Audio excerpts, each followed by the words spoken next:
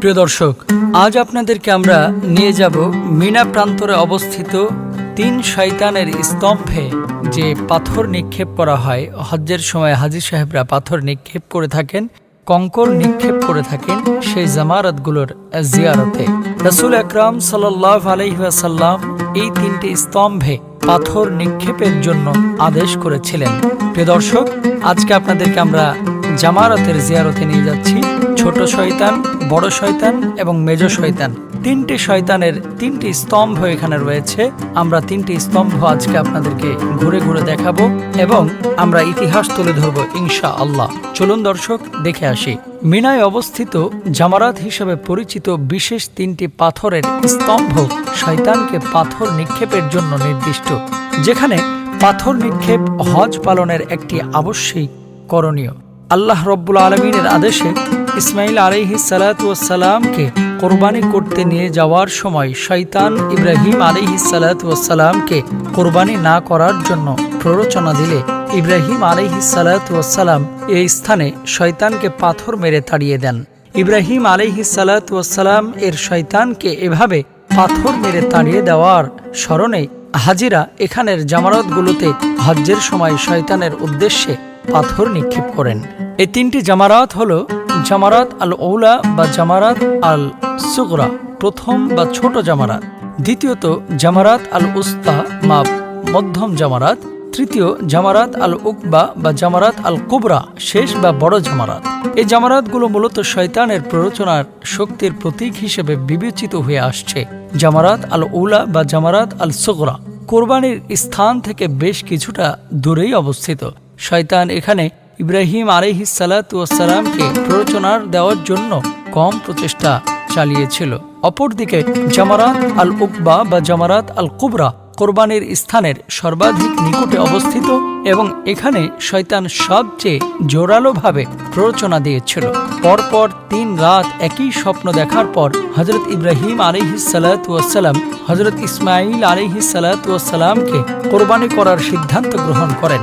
একই স্বপ্ন পরপর 3 রাত দেখার পর তিনি নিশ্চিত হন আল্লাহ সুবহানাহু ওয়া তাআলা ইসমাঈল আলাইহিস সালাতু ওয়াস সালামের কোরবানি চাচ্ছেন, কেননা নবীদের স্বপ্ন আল্লাহর পক্ষ থেকে এক প্রকার ওহী। হযরত ইসমাঈল আলাইহিস সালাতু ওয়াস সালামকে তিনি তার স্বপ্নের কথা জানালেন। হযরত ইসমাঈল আলাইহিস সালাতু ওয়াস সালাম সাগ্রহে আল্লাহর আদেশ পালন করার জন্য তিনি তার পিতাকে অনুরোধ করলেন।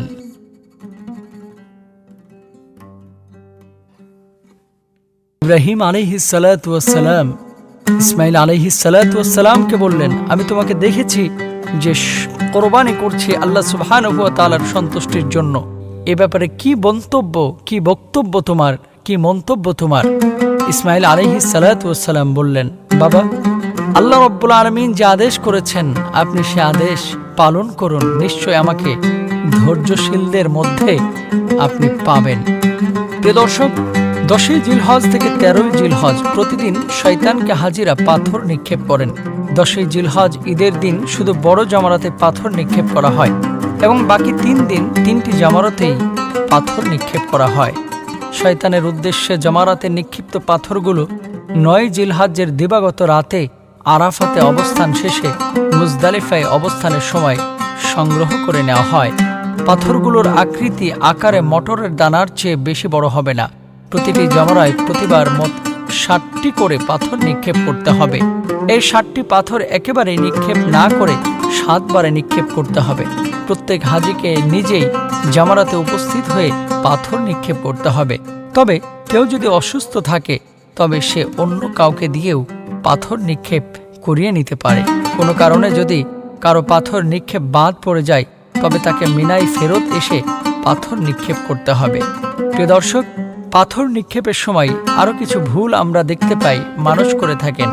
যেমন কেউ বা শয়তানকে পাথর নিক্ষেপ করার জায়গায় ছাতা নিক্ষেপ করে, যে শয়তানকে যেহেতু মারবো আমরা বেশি করেই ভালো করেই মারবো। কেউ বা জুতা নিক্ষেপ করেন, কেউ বা ইটা নিক্ষেপ করেন, কেউ বা আবেগের বশবর্তী হয়ে হাতের মোবাইল ফোনও নিক্ষেপ করে ফেলেন। সত্যিকার অর্থেই আল্লাহ নবী বিশ্বনবী সাল্লাল্লাহু আলাইহি ওয়াসাল্লাম জুতা, ছাতা এগুলো নিক্ষেপ করতে না করেছেন। নিক্ষেপ যেটি করেছেন নবীজি পাথর, সেই পাথরই আমাদেরকে নিক্ষেপ করতে হবে এবং এটি হচ্ছে সুন্নাহ। প্রিয় দর্শক, আপনাদেরকে আমরা দেখাচ্ছি তিনটি জামারাত, জামারাতে আল আউলা, জামারাত আল উস্তা এবং জামারাত আল আকবা। ছোট জামারা, মধ্যম জামারা এবং বড় জামারা, তিনটি জামারা প্রিয় দর্শক দেখতে খানিকটা ভিন্ন মনে হলেও মূলত এই জামারাত তিনটি স্ট্রাকচারাল অথবা প্রকৃতিগত দিক থেকে, নির্মাণের দিক থেকে একেবারে একই রকম। বিধায় আপনারা হয়তোবা অনেকেই মনে করছেন কি ব্যাপার, একই রকম দেখা যাচ্ছে কেন তিনটি শয়তানের স্তম্ভ। প্রিয় দর্শক, আপনারা যখন সরাসরি দেখবেন তখনও এমনটিই মনে হবে। আজকে আপনাদেরকে আমরা দেখাচ্ছি জামারাত। রাসূলুল্লাহ সাল্লাল্লাহু আলাইহি ওয়াসাল্লামের স্মৃতি বিজড়িত এই স্থানটি প্রিয় দর্শক আপনারা দেখছেন। যারা হজ্জের সময় হজ করতে আসবেন তারা সকলেই এই আমলটি করবেন, শয়তানকে পাথর নিক্ষেপ করবেন। শয়তানকে পাথর নিক্ষেপ যদি আপনি না করেন তাহলে আপনার হজ কিন্তু পরিপূর্ণভাবে সুন্নাহ ভিত্তিক আদায় হবে না।